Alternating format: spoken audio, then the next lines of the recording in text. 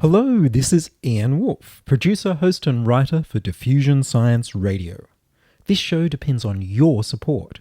Please make a donation directly with the PayPal button at www.diffusionradio.com. Or you can support Diffusion by downloading a free Audible book from audibletrial.com/science. Or go to diffusionradio.com/support and click on an Amazon link, or buy a nano drone as a Christmas gift.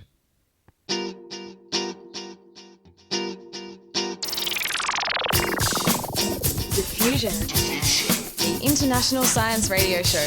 We have a bouncer on the doors of perception. The good, the bad, the ugly. It gets pretty exciting. The myths, the truths. Toxicology. Astroseismology. Magnetism. The dark side. Genetically engineered potatoes. Planetoid. Planetoid. I love that word. Hello and welcome to Diffusion. Sit back and relax while we inject weird and wonderful science directly into your brain. I'm Ian Woolf. Welcome to this special Ig Nobel Prize edition. I've taken the 2.5 hours of the Ig Nobel Prize ceremony for 2015 and cut it down to 20 minutes of highlights of just the Ig Nobel Awards. The Ig Nobel Prizes are awarded by the Annals of Improbable Research, each year for research that first makes you laugh and then makes you think. This includes unboiling an egg, the medicinal benefits of kissing, and the connection between natural disasters and entrepreneurs. You can find the Annals of Improbable Research at www.improbable.com. But first up, here's some diffusion news. I've been a busy boy. In 2013, my first year independently producing Diffusion, I recorded 53 interviews. In 2014, I recorded 72 interviews, and then my VideoMic Pro broke. With the help of listener support, I bought a newer and better microphone, the Rode NTG2, and in 2015 I recorded 74 interviews, of which 7 are still to be broadcast. In the last month, I visited a CSIRO Pitch Fest and a blockchain workshop, which I'll be reporting on in 2016. I have interviews still to be broadcast about the Square Kilometre Array telescope generating more data than they can afford to store, machine learning for processing giant amounts of astronomy data, the Starbug telescope robots, optical illusions and computer vision, emerging technologies in emerging nations, blockchain technologies, and plasma rockets powerful enough to hoon around the solar system. This week, I've started a Diffusion Science Radio YouTube channel at the urging of several friends. The channel is youtube.com/c/diffusionradio. As of this recording, I've uploaded the first video and I'm working on the second. Do you listen to podcasts on YouTube? Will people start listening to podcasts on YouTube now that Google have put out Chromecast audio devices and are rolling out podcasts on Google Play? I don't know. These video versions of the show are an experiment. If they get views and subscriptions to make them worth the extra work, then I'll keep them going. You're listening to Ian Woolf on Diffusion Science Radio. Send emails to science@diffusionradio.com. We're brought to you across Australia on the Community Radio Network and podcast over the internet on www.diffusionradio.com. And now, some highlights of the award ceremonies from the Annals of Improbable Research, Ig Nobel Prizes. May I introduce our Master of Ceremonies, the editor of the Annals of Improbable Research, Chief Airhead, Marc Abrams.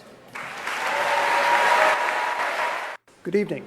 We are gathered here tonight to honor some remarkable individuals and groups. Every winner has done something that first makes people laugh and then think.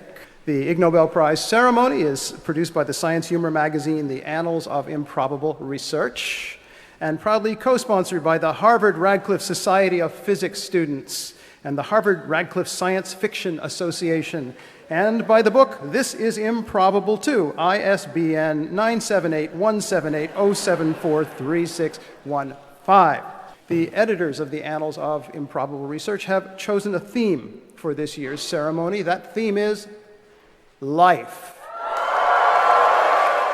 Tonight, 10 prizes will be given. The achievements speak for themselves all too clearly. The prizes will be physically presented to the winners by Nobel laureates. Ladies and gentlemen, the awarding of the 2015 Ig Nobel Prizes. We're giving out 10 prizes. The winners come from many nations on 6 continents. This year's winners have truly earned their prizes. Karen? Yes? Karen, would you tell us what the winners have won? Each winner this year will receive an Ig Nobel Prize. What else? A piece of paper saying they've won an Ig Nobel Prize. It's actually been signed by several Nobel laureates. Do they get any money? $10 trillion. $10 trillion? $10 trillion! US dollars? No, Zimbabwean dollars. A Zimbabwean $10 trillion bill. That's all? Yeah, that's it. Okay. How nice. Thank you, Karen. The Chemistry Prize.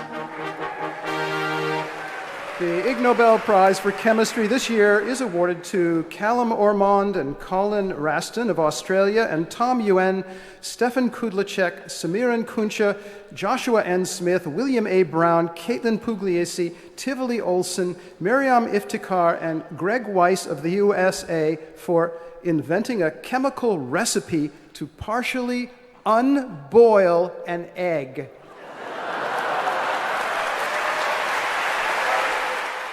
Thank you for this high honor and beautiful, attractive ornament that I'm going to cherish in my office.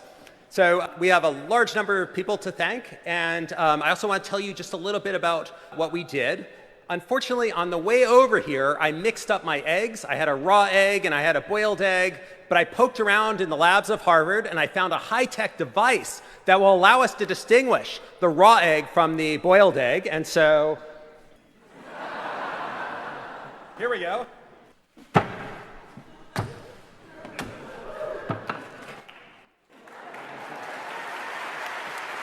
This one has folded protein, unfolded, folded, unfolded. We invented a way of converting the unfolded protein over here to folded using mechanical energy, not chemical energy, not thermal energy. And for this, I'm really grateful for the inventor of the Vortex Fluid device, Colin Raston, and a team on 2 continents whose names you just heard, so I won't repeat them. But we're excited about applying this to lots of other proteins that come out looking like this when they really should look beautiful like this. Thank you so much again for this high honor. The Physics Prize.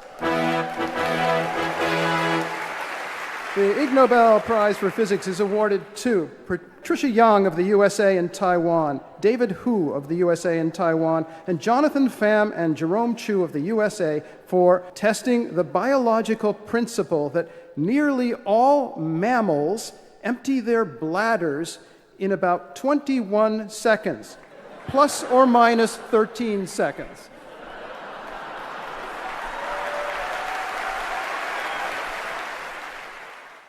When you go to the bathroom, do you bring a stopwatch? When you see a small dog or a small child urinating, do you count the seconds? Have you ever seen a panda, a goat, or an elephant pee? If you had, you would learn that all animals in the world, above about 3 kilograms, urinate for about the same duration. On average, animals urinate for 21 seconds. We call this the law of urination. How in the world can such big animals urinate for the same duration as such tiny small animals? The answer is gravity. All animals have a pee-pee pipe. Because of gravity, the taller the pipe, the faster the pee. So the next time you're waiting too long for someone to finish using the bathroom, just simply knock on the door and gently remind them. Please stop! According to the law of urination, you should be done in just 21 seconds. Thank you. The Literature Prize. The Ig Nobel Prize for Literature is awarded to Mark Dingmanse of the Netherlands and the USA, Francisco Torreira of the Netherlands, Belgium, and the USA, and Nick J. Enfield of Australia and the Netherlands for discovering that the word huh, or its equivalent, seems to exist in every human language, and for not being quite sure why.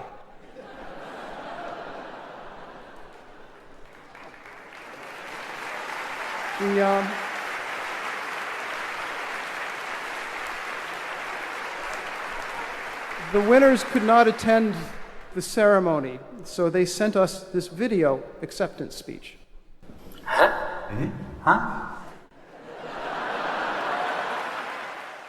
That went by pretty quickly. Could you show that again, please, tech people?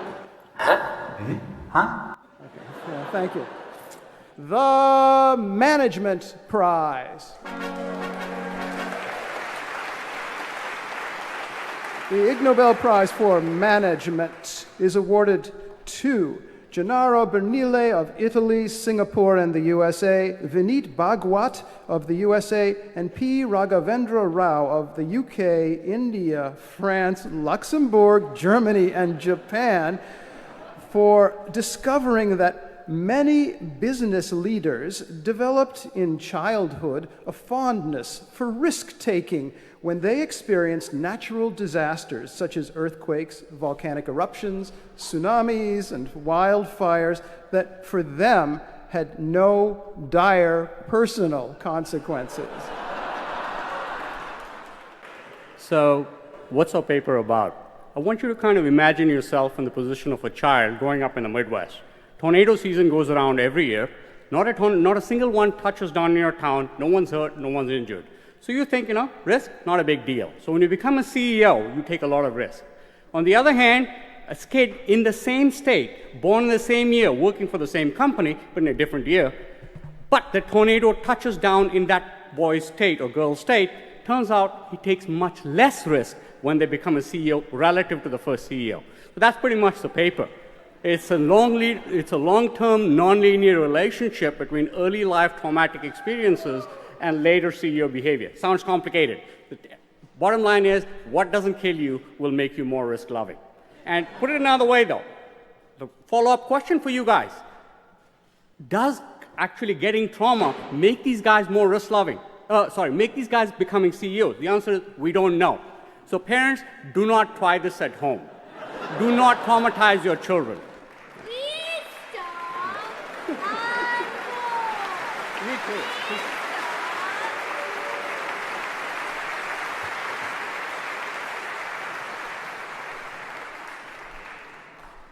The Economics Prize. The Ig Nobel Prize for Economics is awarded to the Bangkok Metropolitan Police in Thailand for offering to pay policemen extra cash if the policemen refuse to take bribes. The winners could not or would not join us here tonight. Had they been here, we would have given them $10 trillion. The Medicine Prize. The Ig Nobel Prize for Medicine this year is awarded jointly to two groups, to Hajime Kimata of Japan and China, and to Yaroslava Dyrdakova of Slovakia, the US and the UK, Peter Selek of Slovakia and Germany, Natalia Kamadiova, Tatiana Sedlakova, Gabriela Rapiska, Barbara Svianzienia, and Gabriel Minarek of Slovakia for experiments to study the biomedical benefits or biomedical consequences of intense kissing and other intimate interpersonal activities.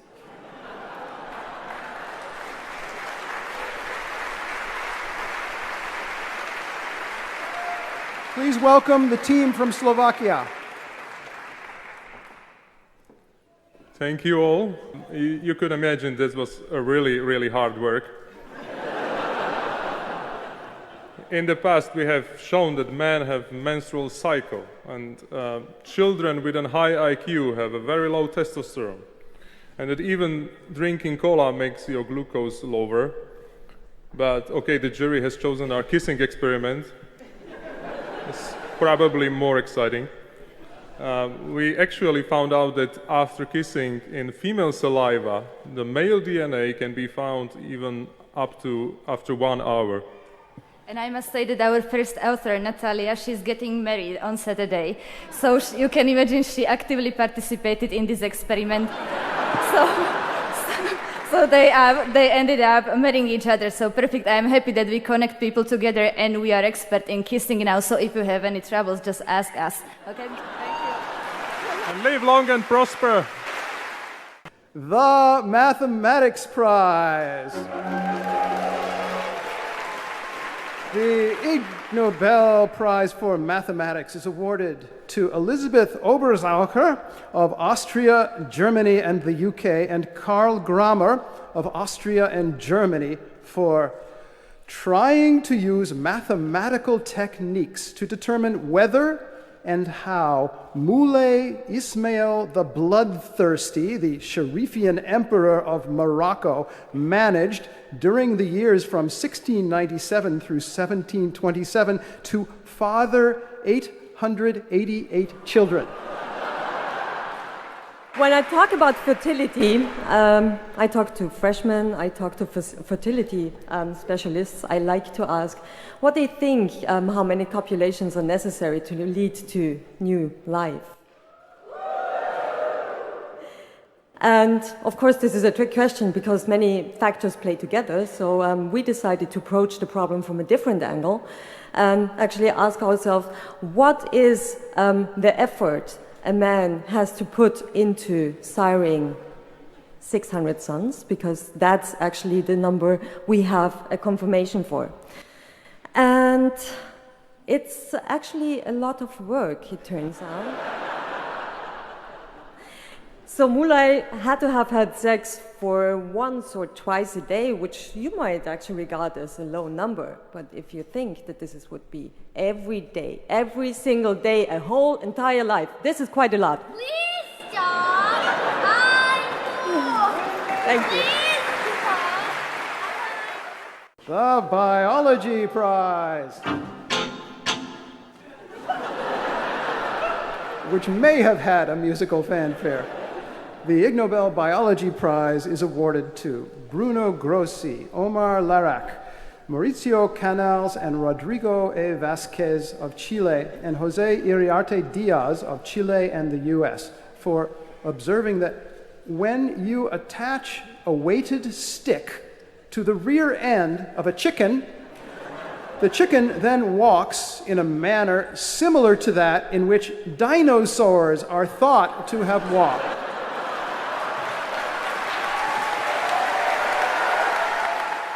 Well, now we know that if we put together a plunger with a chicken, we got a duster! No, a dinosaur! The Diagnostic Medicine Prize.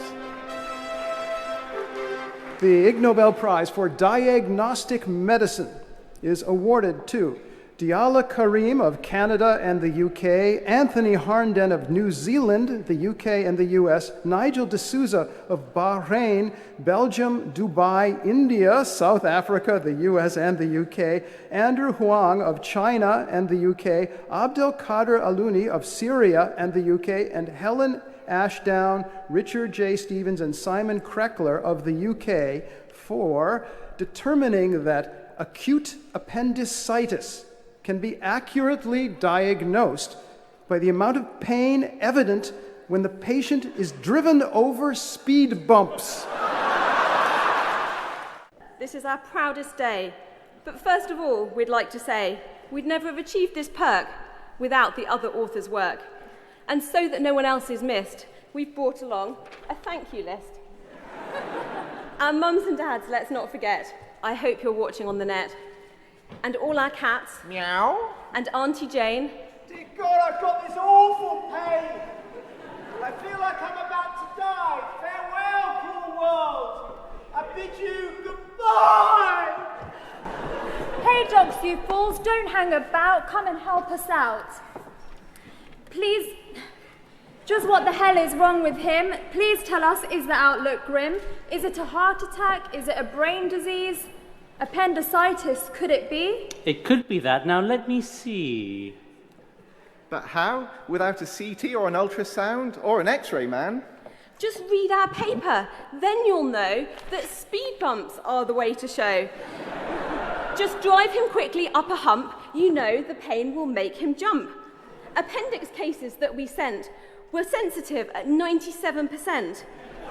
It really is the simplest test, though specificity is not the best.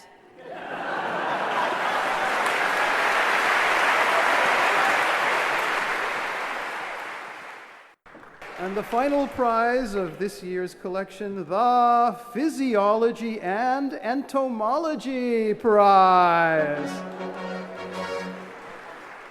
The Ig Nobel Physiology and Entomology Prize is awarded jointly to two individuals, to Justin Schmidt of the USA and Canada for painstakingly creating the Schmidt Sting Pain Index, which rates the relative pain people feel when stung by various insects, and to Michael L. Smith of the USA, the UK, and the Netherlands for carefully arranging for honeybees to sting him repeatedly on 25 different locations on his body to learn which locations are the least painful, the skull, the middle toe tip, and the upper arm, and which locations are the most painful, the nostril, the upper lip, and the penis shaft.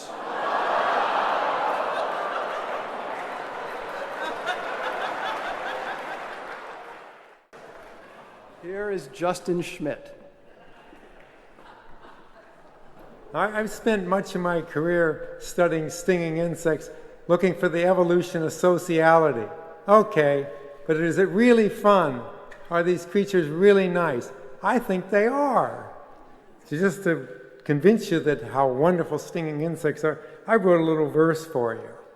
I hope you enjoy this, and it shows you just how nice they are. Zing, zing, zing, what's that thing? Thing, thing, thing, what's that sting? Sting, sting, sting, what now? Now, now, now, it's an ow. Ow, ow, ow, now we howl. Howl, howl, howl, but why? Why? To make us try. Try to say hi. Please stop. I'm bored. Please stop.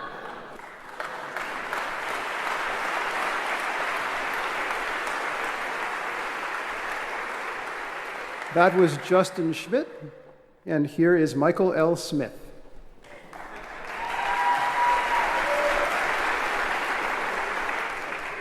Hello, my name is Michael Smith. My research group, is basically just me, was interested in how the painfulness of a honeybee sting would vary by body location. So we used one human subject, me, was subjected to stings from honeybees on 25 different body locations with appropriate controls, internal standards, and replicates.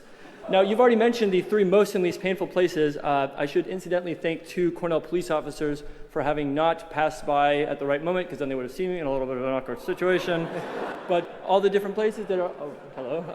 Please stop. I'm bored. Please stop. Sweetie Poo, I stung myself for you. I did this for you. Thank you. If you didn't win an Ig Nobel Prize tonight, and especially if you did, better luck next year. Good night.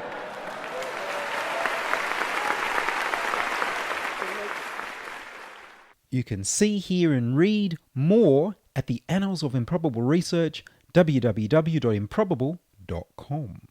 And that's all from us this week on Diffusion. A special thank you to Andrew from Melbourne for his monthly donation. Would you like to join us? We need more people contributing stories to Diffusion. Send your contributions, opinions, congratulations, standing ovations, and donations to science@diffusionradio.com. That's science@diffusionradio.com. And please do send me an email so I know you're listening and you'd like to hear more episodes. Please like the Diffusion Science Radio page on Facebook, rate us on iTunes, and subscribe on YouTube. Tell your friends, follow me on Twitter @Ian Woolf. Checking production was Charles Willock. I produce Diffusion, which is broadcast around Australia on the Community Radio Network, including 2 Triple H in Hornsby, Ku-ring-gai, 2 MVR in Nambucca Valley, 2 XX in Canberra, and 3 MBR in the Mallee border districts of Victoria and South Australia.